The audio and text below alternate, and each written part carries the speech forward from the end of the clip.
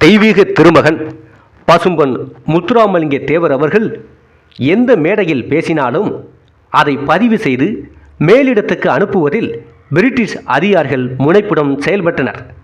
அப்போது தேவர் மீது 3 வழக்குகள் நிலுவையில் இருந்தன.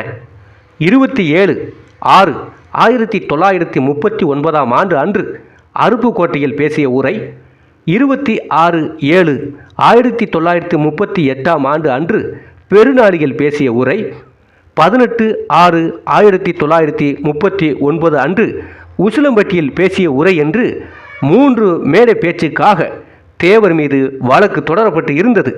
மேலும் அவர் மீதான ஜாமீன் வழக்கு ஒன்றும் நிலுவையில் இருந்தது. இந்த நிலையில் செப்டம்பர் 10, 1939 அன்று காங்கிரஸ் காரிய கமிட்டி கூட்டம் கூடியது. அதில் கலந்து கொள்ள தேவரையும் அழைத்து சென்றார் நேதாஜி சுபாஷ்.